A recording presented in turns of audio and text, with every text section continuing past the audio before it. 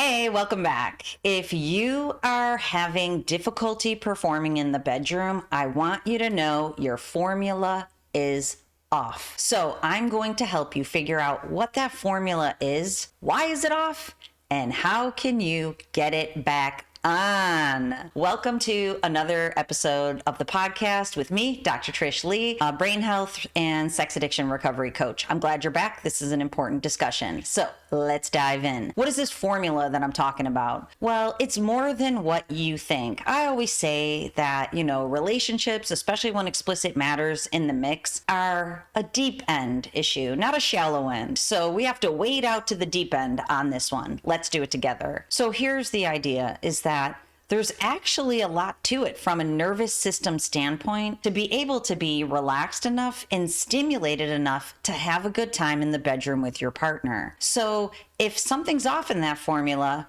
you might not be able to make it happen. And there's a lot of working parts. So we're going to break those working parts into 3 distinct categories right now. Number 1 is your environment. That's where people will go first, usually, externally. What things outside of myself might be off? So we'll talk about that. Number 2 is your partner. When you're having a nice, engaged, fun, pleasurable, enjoyable experience with someone else, it involves a partner. So we would be remiss to not look at the partner aspect. So we're going to look at the partner after we look at the obvious thing, you.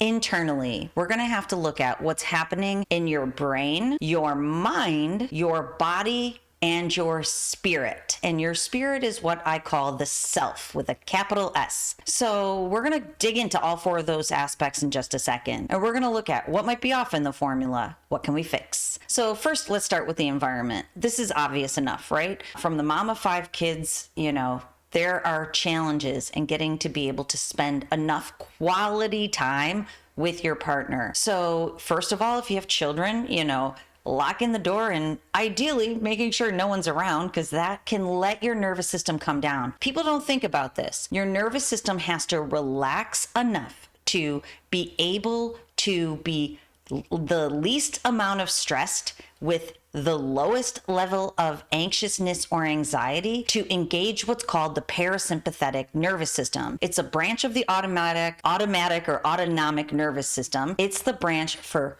rest and relax. So you have to be relaxed enough. So, if there's kids outside the door or your besties are picking you up in 5 minutes, that keeps your nervous system ramped up. That's why the environment is important to think about. Another thing, if it's 6 a.m., you might be aroused, but your partner might not be, simply because if your partner's coming out of sleep, then they're not awake enough. The other branch of the automatic nervous system is called sympathetic. Your system has to be stimulated enough, not overstimulated, which is a problem in today's day and age, but also not understimulated. Read asleep. Right? So these are all factors, time of day, how awake you are, how stressed out you are. And you can facilitate your environment by thinking of engaging all the senses and especially engaging your partner in a way that he or she feels comfortable too. So the idea is you get some candles going, you get some music going, maybe you have a charcuterie board and a little wine, you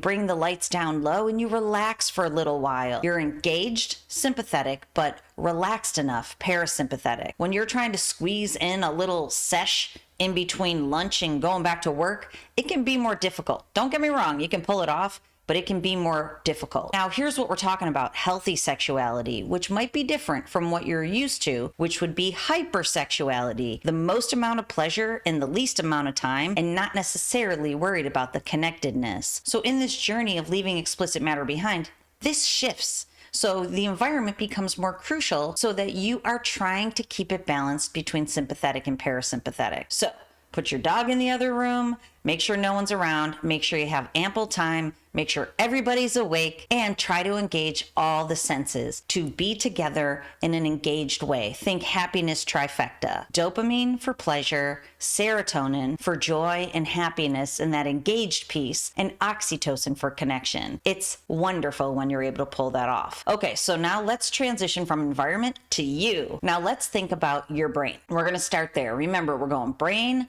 mind, body, self, or spirit. So first, let's start with your brain. We know that if you've been consuming explicit matter for any amount of time with consistency, frequency, and especially with intensity, that you may be struggling with, you likely are, I would bet the farm on it, that you are struggling with dysregulation in your brain dysfunction, which I have seen on hundreds, the same pattern, hundreds of brain maps. And what this pattern shows is a combination of two things: that one brain pattern I call strained brain. The other brain pattern I call drained brain. So strained brain is a brain that's running too fast and too slow, wired and tired. Now, I just told you, you have to be not stressed out, the least stressed as possible, and awake as possible. So if you struggle with strained brain, you are ramped up and exhausted at the same time. And even though you might be pushing through your days, on your brain map, I can see you have a lot of underlying stress and you're fatigued and overwhelmed. Out in the extremes. Very difficult to be relaxed enough and aroused enough to be able to have an erection and to see that through to orgasm with a partner. Strained brain. The next pattern is drained brain. Drained brain shows me that the reward center and the reward pathways in your brain have been desensitized by hitting that button for very high levels of dopamine over time. The desensitization of the dopamine receptors leads you to need very high level of stimulation to feel aroused. So strained brain's out in the extremes. Drained brain actually is in the middle where you want your brain to be, but it's at the nth degree, way up here, meaning your brain is flooded with dopamine, you're stuck in artificial neutral, and you need a lot of stimulation to go because you're too chill and you're looking for big amounts of stimulation. So we have strained brain in the extremes, and we have drained brain in the middle, up at, arousal on steroids. So you need very high levels of stimulation. Strained brain, drained brain. I have seen this in hundreds of brain maps. This is at the core of why you can't have a pleasurable, enjoyable experience in the bedroom. If explicit matter is in the mix, it's a very high likelihood it's created and has your brain stuck in strained brain and likely drained brain too. So number one is your brain. If you're dealing with dysregulation and dysfunction, trying to do all the other things we talk about here won't work. That's the reality. I work with people who have had erectile dysfunction for over a decade, and they're able to remediate it in 4 months because we bring drained brain down, we bring strained brain down, and their brain is able to operate again to do all the things we're going to talk about. So let's transition to your mind. What happens in your mind when you are in strained brain and drained brain? What happens is you will feel stress, but stress is sneaky. This whole thing is insidious, I always say. So stress is sneaky because you may actually have a lot more stress in your brain than you know, because your mind calibrates to the stress so you can deal with it. And so you feel stressed, but you don't feel stressed up here because you get used to being stressed here. So when it goes up a little, like you feel a little more stressed, but you don't realize your threshold for stress is much higher than it should be to be healthy. So in your mind, you may be stressed out and you may also be exhausted, like we already talked about. But at the same time, if explicit matter's in the mix, you have what I call a distorted mind, which means now you have a partner in front of you who wants to be with you, possibly, we'll get there in a second, and it's difficult for you to be aroused because you have euphoric recall of all the explicit matter you've consumed. You are what you eat, if you know what I mean. So if you're consuming a lot of explicit matter, your mind becomes distorted to want that. I mean, we see this at the 11th, actually the 21st level in stories like P. Diddy and Jared from Subway. I'm dying to make a video about Jared because he's characterized as a monster. And don't get me wrong, I would never condone child pornography, but he needed level 21 dopamine, and it was linked to very young people. And you know what's different about him? He needed very high levels linked to children, which is tragic and awful. That's a dopamine dependency at the highest level. And he got caught because this is happening for many, many people. Maybe not with children, thank God, but at the same time, your brain gets linked to what you're watching. And I don't need to tell you, what you're watching is not good for your mind. So your mind starts wanting that thing. Another thing that happened to Jared is he started acting those things out in the real world. That's an escalation behavior. So if you've ever thought, I want to go experience the thing that you've watched, you're escalating, my friend. That's strain brain tipping into drain brain, distorting your mind. So now it's time to be with your partner. Your partner's none of what you've seen.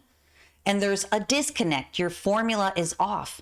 The brain dysfunction leads to a mind that's distorted that makes what you have in your real life so different from the unreality of explicit matter. And your formula's off. It no longer computes. It starts with brain dysfunction. It leads to a distorted mind, which then leads your body to not be able to become aroused. You can't become aroused because your brain has strain brain or drain brain, or both, which leads you to that distorted mind that needs very high levels of stimulation from what you've been consuming to become aroused. Which means now your body doesn't work back at the healthy levels. You can't make it work. And then you know what that leads to in terms of spirit or capital S self? It leads to shame.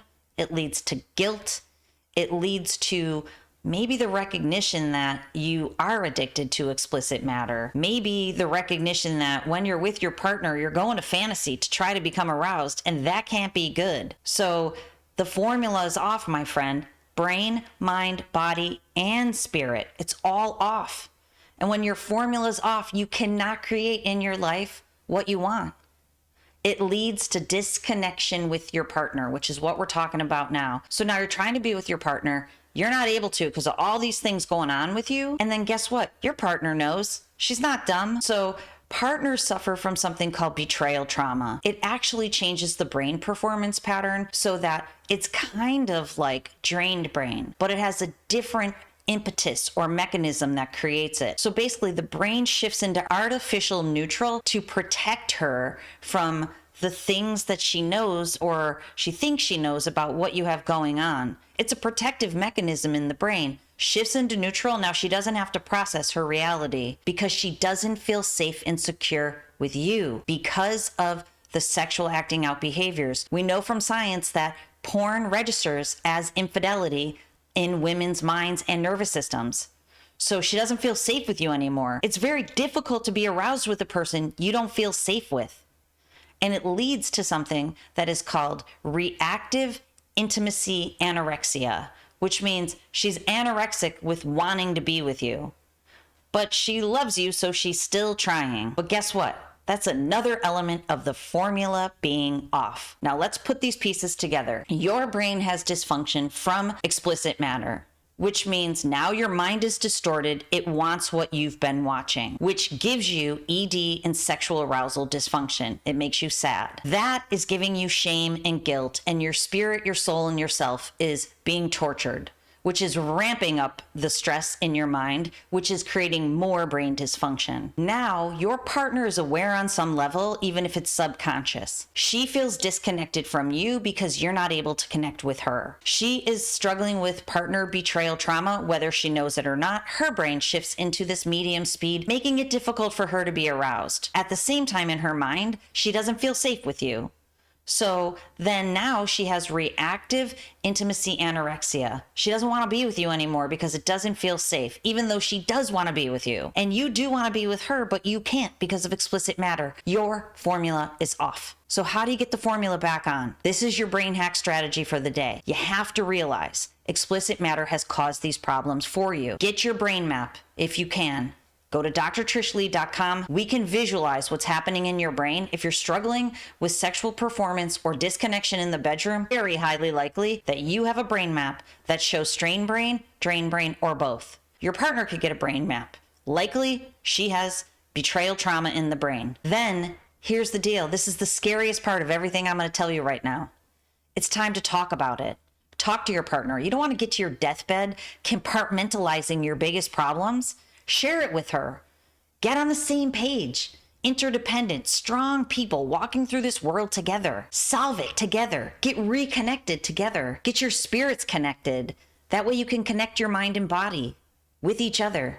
And you can get back to the happiness trifecta. So if you're struggling with this, I encourage you to tell your partner. Ask your partner how she feels. Find out what's going on in there. Share what's going on with you. Get your brain map so you can see the dysfunction and then we can heal it together. This is important stuff. I want you to fight for this like your life depends on it, because it does. All right, I hope this helps you out. And until next time, control your brain or it'll control you.